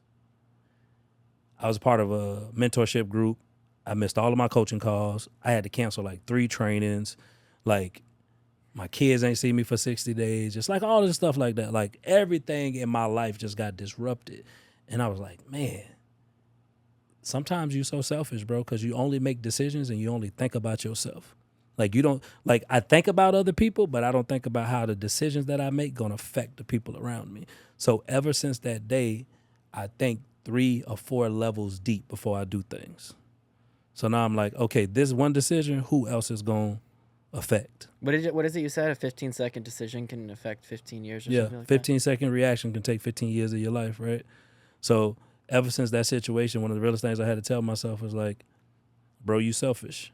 You really make decisions and you don't think about nobody else who going to be impacted by the decisions that you make. And that ain't a good way to go through life. So ever since that day, I've been making way better decisions. And you have, bro. You built like an amazing brand, and you know you're killing it. You put so much into my team this week too. Seriously, like you Thank know, you. like, and how did a guy from the hood, you know, with a bow tie and a gold chain, build a national brand? I think if I had to put it into words, one thing about people that come from where we come from, the hood, we're very creative, right? We're very outspoken. We're very rebellious, right? So we don't really care about what other people think about us, right? We've been acting a fool since we've been kids, right? I've been rapping, I've been battle rapping, I've been doing all these things, so I've always loved being in front of people. So I'm like, man, this can't be that difficult. So I do what I do, and I don't care what nobody think about it, and I think that's my biggest advantage when we built this brand and everything that we've created now. I've never, like I told you, I had to tell myself the decisions that you make affect people around you, because my entire life, I just make decisions and I only think about me. Mm-hmm. So when we built this thing, I never thought about what nobody thought, never cared about what anybody thought. And that's how we ended up here, man. I just think not really caring what other people thought about us. And you mentioned that Grant Cardone changed your life. Mm-hmm. What was the line that flipped the switch for you? Every industry got a gap in it. If you can close the gap, you'll make a lot of money. And coming from the hood, I ain't never heard nobody talking like that. I still got notes to this day from that first day that I ever heard him talk. I still got that notebook. I still go back and look at it from 2017. And why? Because I like to re-ingrain information in my head, right? So I don't like to learn things. I like to master things. The purpose of learning anything is to master it, not to know it. But people like to learn things just to say, I know that. It's like, no, I like to learn things to say I've mastered that, right? So I'll go back and read notes from 2017 just to re-ingrain the information, to re-spark that fire, ignite that fire again, and kind of get me back on those principles or those thoughts at that time. But if every industry got a gap. If you can close the gap, you'll make a lot of money. And now, ever since that day, all I do is look for gaps. When you say a gap, like how would you explain that in a more simple way? Like you're looking for what do you mean by gap? Like the missing link, right? Like it's something that's like nobody's doing maybe in that or industry or that whatever it is that you could be working at a bakery, right? And you're looking for like the gap would be like what? Like for example, we just using it for example. Like maybe we looking at a bakery and like, okay, they got a brick and mortar, right? Mm-hmm. But what's the gap? It's like, oh man, nobody don't deliver baked goods. What if we could start delivering baked goods? I'm pretty sure somebody do it now, right? But it's like no, but that's the point. Yeah. What if we could start delivering so baked goods? Somebody can understand. Yeah. So like even in the roofing industry, I was like, man, I can't be the only guy that got took out for 2 days and they told him he got it. I'm like, man, what if we could put our free information that guys can go look up on their own, utilize, start getting results. They'll fall in love with the free shit. I'll take over the industry. Wow, that's the gap. This industry suck at training. And then it's just massive action. Mm-hmm. So when did you realize you were meant to be a coach, not just a closer? I would say probably like 8 months into the game. Right when you had your breakdown, it kind of around that same time? Mm-hmm. Because when I started to have my breakdown, they started making me train people. Interesting. Yeah. Because why would they make the broken guy train people? Well, they didn't know I was broken. This was just going through my own internal dialogue, right? Gotcha. So I ain't going around like, I don't know if I can do this. You're not a complainer. I'm not a complainer. You're showing up 100%. Yeah, but in my mind, I couldn't get to 2. So I'm like, something wrong, right? Gotcha. But they started giving me reps to train. Mm-hmm. And they're like, just let them go out with you for a few days. Interesting. And they would come out with me. Believe it or not, that's what like kind of saved me because now I'm training. Now that I'm training, I'm talking about everything that I'm doing. So now I'm reverse engineering all of the stuff that I do, helping them out, helping them get better, helping them grow. And I had this one guy's named Hobbin. He just really like stuck to my hip. And I took this dude from 1 deal a week to averaging 5 deals a week. And once I saw him winning, I'm like, I can teach this to everybody. Like this ain't like an anomaly thing because he wasn't that good. And I'm like, if I could take this guy from 1 to 5, I can help anybody. So that's when I started realizing I can actually coach and train people because I had the patience and I had the love for the game of helping people get better. So what did people get wrong about you when you were just starting out? Like what's the main thing people are getting wrong about you? And when you say roof, you mean roof sales or roof hustlers?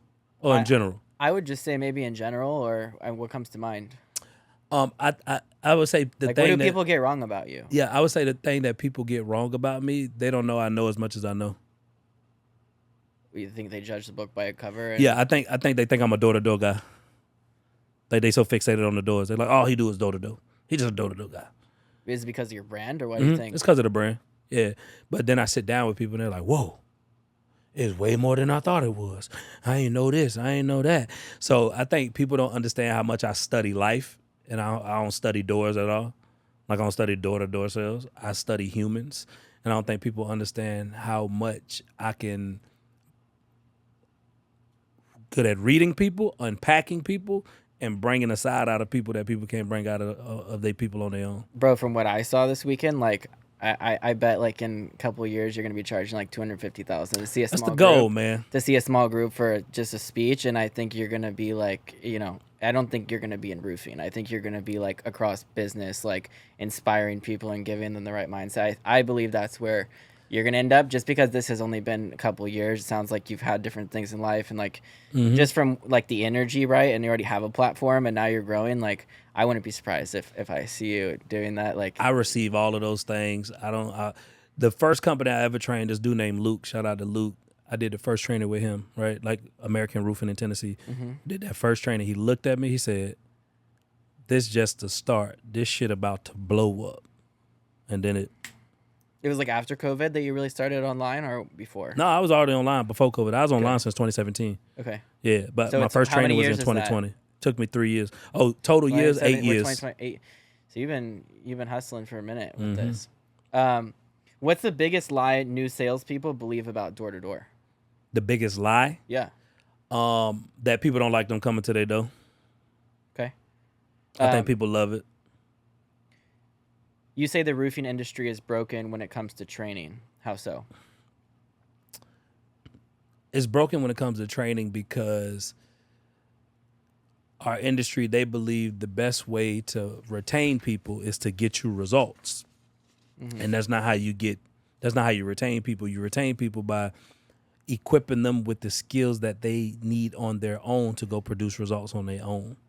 So people think training is modeling, and modeling ain't training. Modeling is modeling. If you had to train a brand new sales rep to close in 7 days, what's day one look like? Day one, train a brand new sales rep to close in 7 days. Day one is strictly mindset, no field work. So we're gonna come in, we're gonna teach you all of the principles, the strategies, the tactics, the thought process that you need to win this game, right? All of that on day one. So when I used to have my sales rep, day one, we teach you everything, mindset, all of that good stuff. We're gonna give you the script, tell you to go home and learn it. And then day two, we're gonna get you going from there. But day one, I'm gonna give you the mindset and everything that you need to win. And you say get your mind right so you can get your grind right. What does that actually look like in practice? Getting your mind right so you can get your grind right. What does that actually look like in practice? That means overcoming your limited beliefs, right? That means getting your self-talk right. That means creating a vision. That means embracing pressure, right?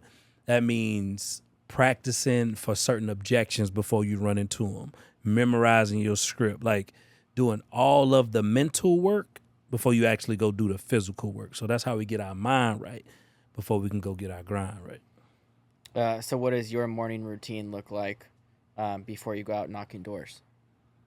Oh, before I go hit the doors, morning routine, we getting up 5:30, going to the gym for 45 minutes, coming back home, reading whatever book I'm reading at that moment for another 30 to 45 minutes. Right now I'm reading The Art of the Impossible, phenomenal read. After that, I'm finding a topic of choice to study, right? Basics, details, mental toughness, positive mental attitude, whatever it may be, anything that's piquing my curiosity. Study that for 45 minutes, doing all follow-ups with my homeowners of potential deals. I'm locating the 3 neighborhoods I'm going to work that day because if this one ain't popping, I'm already going here. If that one ain't popping, I'm already going there. I don't waste time driving around. And by the time 3:30 hit, locked and loaded, ready to get in the field. How do you stay consistent when your life feels like it's falling apart? Routine. The routine. Your routine going to keep you anchored. Once you get anchored, you can stay consistent. The problem is life get hectic, right? You start focusing on the hectic. You get out of routine. Now you get stressed. Now you get anxious. When life get hectic, you double down on your routine. You get more anchored in your routine because your routine is everything that you need to go into a chaotic life with a clear mindset. Interesting. When did emotions like cost you everything or almost cost you everything? Because you said mindset, routine, right? So like emotions, like honestly, to answer that question, only time emotions cost me everything was just in my personal life when I made a very emotional decision within my relationship that I did some shit that ruined my relationship. But other than that, bro, I'm not a very emotional person. okay. Yeah, I'm very even keel. What's the difference between motivation and discipline in this game? Motivation gets you started in the game. Discipline keeps you consistent in the game. That's how I view it. So from a personal story, like tell me about the hardest door you ever knocked and what it taught you. Hardest door I ever knocked. Damn, that's a really good question. It's really it's such a loaded You knocked question. so many doors Yeah, there. I've knocked so many doors, bro. To say the hardest door I ever knocked. I would say the hardest, I'm going to flip it. I'm going to say the hardest door I had to ever learn how to knock was, quote unquote, my own car door. Because I used to, the first few years, I would spend a lot of time driving around saying, oh, there ain't no damage here. It ain't no damage there. This neighborhood ain't good. This neighborhood ain't bad. And I could never get out my car. So I would spend an hour and a half driving around. Looking for the perfect place. So once I learned how to get that door open, it was easy to go knock a bunch of doors after that. So now we just pull up in neighborhoods and get up. Because in insurance, you're looking for like something specific. So you're like, okay, I only see one here. Let's go to a better spot kind of thing, right? Yep. Then I had to teach myself just get out, get going, knock every door. Right. So you're a stay-at-home dad while building this brand. How do you balance it all? That's why we got up early, right? Okay. I did all of the stuff for me from about 5 till about 7 or 8. And then from 8 till then, I would take care of my kids. But we did both. I tell everybody, when you start chasing like high levels of success in your life, you don't enjoy balance. So it's 2 seasons of life. You got a season of focus. You got a season of balance. When you're focused, you'll have no balance. And when you balance, you got no focus. Do you believe in like that balance thing? Like, No, I don't believe in balance at all. I believe when you're doing something at a very high level, what you got to learn how to do is juggle shit. You got to be a good juggler. So you got family, you got fitness, you got finances, you got work, you got faith, all of these things. You just juggling them all. And you just got to make sure that you don't spend not too much time not touching one of those balls. Because if you don't, they'll fall. So just got to be a good juggler. But each person needs like a touch point. Maybe your girl need an hour a week, 2 hours a week. Your kids need an hour a week. Your studying need an hour a day. So I'll wake up on a regular day now, and I grind from 7 till about 12. Work. Pick my kids up from school. From 1 to 4, I'm a daddy. We getting it in. 4 to 8, like we just like living life, whatever it may be. Put them to bed, and then I like just decompress, right? But from like when I picked them up from school, my son want to go play, and I ain't like, nah, daddy got to work. I'm like, bet, let's go play, because I've already done all my work from 7 to 12, so ain't much balance. It's just really good at juggling things. Have you ever thought about quitting Roof Hustlers? Yeah, I ain't gonna lie. Yeah, I done had that thought. I'm like, man, it'd be nice to just get this shit back up and just go back and be like a GM for a company and just go help somebody take that company to that next level, and I have to take on all the, yeah, you know what I mean? And I have to take on all that responsibility, but then also look at it as like, you gotta be loyal to the mission that God gave you. So God told Moses to go into the land of Egypt, find all of these people, get them across the land. It's going to take you 40 days and 40 nights. I'm pretty sure Moses wanted to quit some days, but it's like, this is what God asked me to do, man, so I just got to do it. So Roof Hustlers is a calling. It wasn't a thing for money, so that's why I'm like, hey, got to stay loyal to the mission.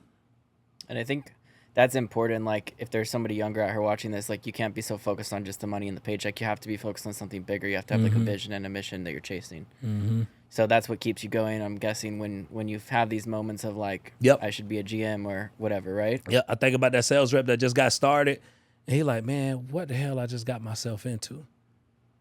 And then I just think about him getting on YouTube, roofing sales, and then he just see a guy with a bow tie. And then I'm a hustler, man. And then boom, he like, wow, this is exactly what I needed. And I'm like, yep, he wouldn't have got that if I decided to stop. Just a couple more questions, Dashaun. For sure. What's been your proudest moment so far? With the brand? Like with Roof Hustlers? My proudest moment so far, I got 2 proud moments. First proud moment is last year I got to open. Last year I was the opening keynote speaker at RoofCon, right? And RoofCon was the first conference that ever asked me to speak at, and that was in 2020. But they kept putting me on like stupid ass panels, bro. Love RoofCon, nothing against y'all, but they like put me on a marketing panel, put me on a sales panel, like everything but giving me a big stage. And then last year, so this how crazy my life is. In 2020, my baby mama was like, "What you want for your birthday?" I'm like, "Nothing." She was like, "You don't want nothing for your birthday?" I'm like, "Nah." I said, "Only thing I want for my birthday, I just want to be able to speak at an event." That's all I said I wanted for my birthday. I swear on both my kids, bro, the day of my birthday, I get a phone call. It's RoofCon. They're like, "This Dashaun?" I'm like, "Yeah." Just like, "Hey, man, we've been hearing all about you throughout the industry. We want you to speak at RoofCon this year." I get that call on my birthday. Right? That's how crazy my life is, on my birthday. So then last year, It's the day after my birthday. I get a call. What's up, Dashaun? What's up, man? Hey, listen, man, we love you. You've been coming to the event for the last 5 years. We want you to be a keynote speaker this year. And I'm like, say less, right? So that's such a big moment to me because I didn't pay to play. Nothing happens by mistake. Nothing happened by mistake. But I didn't pay to play. I didn't give them money to put me on stage. It was based off my hard work, my grind, and my reputation, the brand, and they gave me the open keynote speaking at RoofCon. Second big proud moment for me was the company that I started with 6 years ago, Southern Pro Restoration, where, I was growing and all of these things, started the brand, started Roof Hustles while working for them. They just hit me up this year. Life came back full circle, and they want me to come train their canvases. So those probably like 2 big proud moments for me. That's awesome, man. Congratulations. Yeah, man. God is good, bro. So this is a good question I came up with. Like, what would you tell your younger self the day before that first roofing job? Like today, if you could go back to him. The day I would tell my younger self before that roofing job. Like, let's say you're going back to like day one, that roofing job, you're telling, yeah. And my future self coming back to my. Yeah, you're coming today to that guy. Coming back to that guy. And then you see little Dashaun, like first day. Yeah, you know what I mean? No grays in the beard. Yeah. Just young cat, you know what I mean? I would look at that dude and I would say, hey, listen, man, first thing first, improve your habits, right? Like, you don't got bad habits, but you can create better habits. Fall in love with learning, right? Because you're going to do it, but fall in love with it sooner than later. Fall in love with learning, create better habits. And I would probably say the last thing I would tell them would be, don't rush this journey. Enjoy it, because what you're about to like run into is going to be everything that you imagine, but just have fun with it. That's what I'd probably tell them. From where we at to know what I'll come back now. Yeah. Educate yourself, build better habits, have a ball. Why do most roofers fail to build a personal brand? I think they failed to build a personal brand, in my personal opinion. I don't think they want to. Do you think that's a mistake? Yeah, I think you should build a brand. I think people buy brands before they buy companies. Or just, that's why. Like we were talking about that earlier. You're showing me like a great company. They had like showing their office staff. The people buy people, not people roofs. buy personalities. Everyone tries to companies. post the before and after pictures of the roof, right? And you said it. Nobody cares about it. Nobody cares about that. But I don't think. Also, I think most owners want to play the backfield. They don't really want to be seen. They don't want all of the liability, even though they already got all the liability. But it's like, man, if you put your face out there and you start building that brand, your company is that much more powerful. Like, if I was to ever go start a roofing company, it would be that much easier to build it because I already got a strong brand. People would be eager to come work with me, not for me, but work with me because of my brand. How do you balance giving away free game without devaluing what you do? Well, or maybe you don't look at it that way. I don't because I look at it from a sense of like, the free game is free because that's just what's on my heart, right? Now, the rich game comes from when you at dinner, when you're in a one-on-one setting, when you're having like very deep, rich conversations. That's where the rich game come out. But free game is just like epiphanies. That's how I view free game. They're like epiphanies. Like, oh, this came to my mind. Let me give you some free game. But when you pay, you get explicit knowledge, right? So the free game, cool, right? It's like the camera guys and the podcast guys. They get online, they give you the free game, but when you pay, you get the explicit stuff. So I don't think you ever devalue yourself with free game. If anything, I think free game make you more valuable because information changes situations. And when you give somebody information that can change their situation, you're actually more valuable. Now they're going to come spend more money. Now they're going to come get that explicit information. What's your secret for never running out of content? Learning, reading a bunch of books, like constantly going to events, going to conferences, getting new information as much as I can. I'm always trying to outlearn people. I tell people, by the time you learn the shit I've told you to learn, I've already learned 5 new things.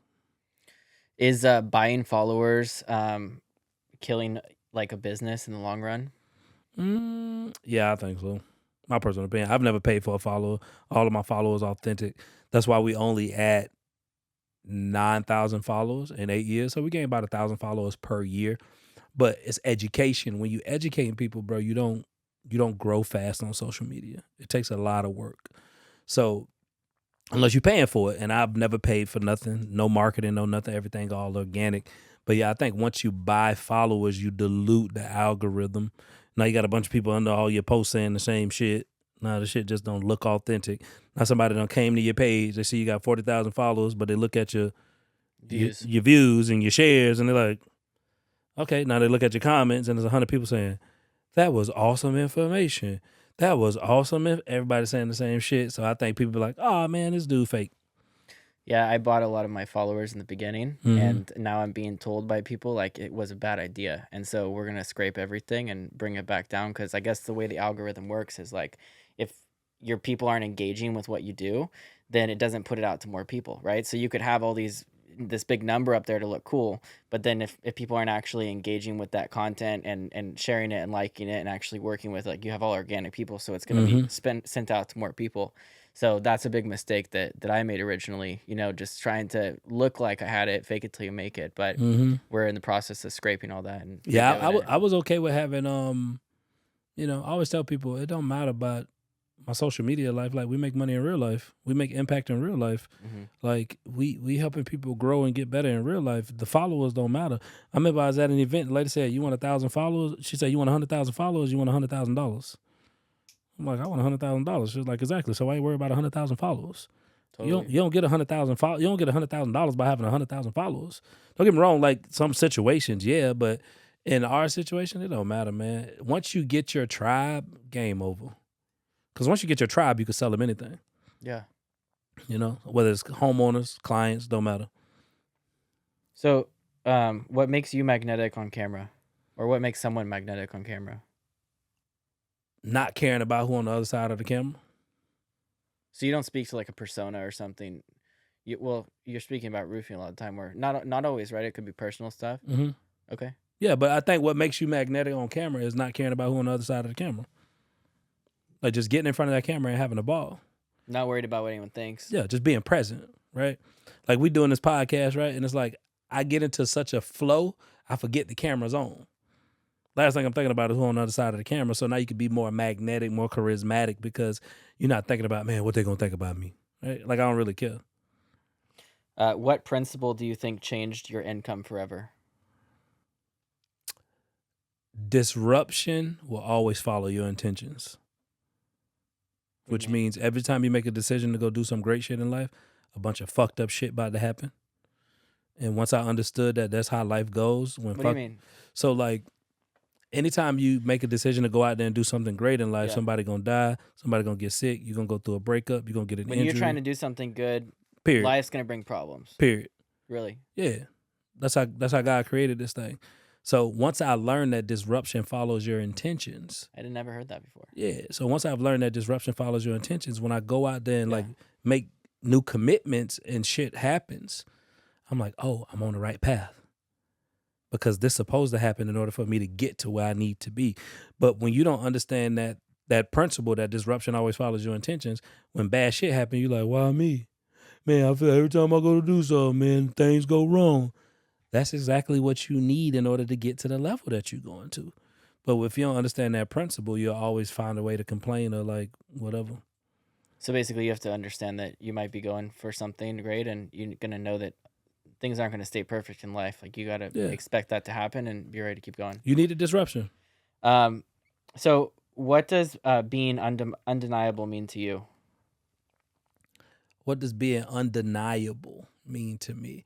That means I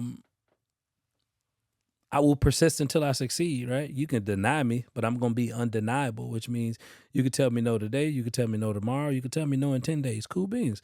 I'm going to come back. I'm going to keep asking. I'm going to keep showing up. I'm going to keep knocking. I'm going to keep working. I'm going to keep producing content. I'm going to keep doing whatever it takes to get to where I want to be, because you got one or two options. You either going to fold or you just going to keep denying me, but I'm going to keep coming back. So in my mind, undeniable is like a principle from the greatest salesman in the world, which is I will persist until I succeed. I won't persist until I'm tired. I won't persist until my feet hurt. I won't persist until my back hurt. I'm going to persist until I succeed. What's the cost of hustling without a code? Oh, everything. My personal opinion, everything. Like no code, no principles, no nothing that governs your behaviors. You'll compromise your values. You'll do anything for some money. You'll do anything for like an opportunity because you don't got no code, you don't got no principles you live by, right? So like I refused to pay to play.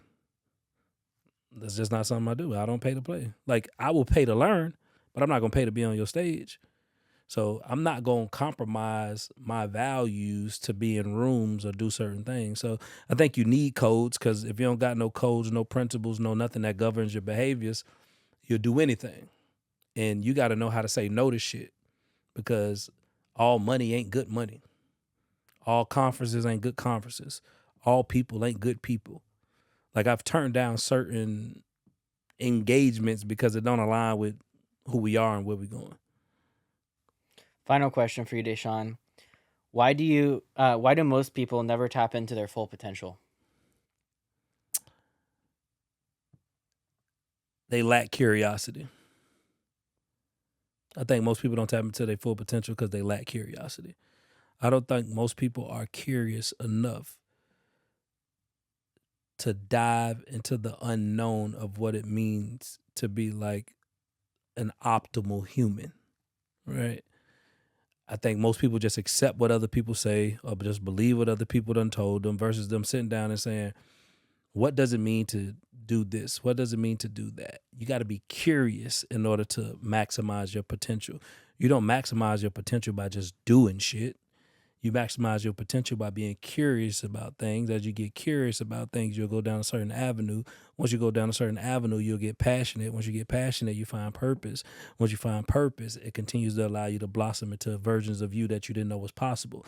But if you lack curiosity, you live in a nation that unfortunately keeps you in the same spot, aka stagnation, right? So you got to get curious, I feel like, to really maximize your potential. Awesome. Thank you so much, Dashaun, for coming on today, and I really appreciate you sitting here and doing this podcast with us. And Yeah. you're the first of many to come. Thank you for having me, man. It's been an I'd honor. love to have you back on again in the future. I would love to come back. It's been a privilege, man. And as always, baby, hustle hard, hustle smart, and don't be afraid to bolt up.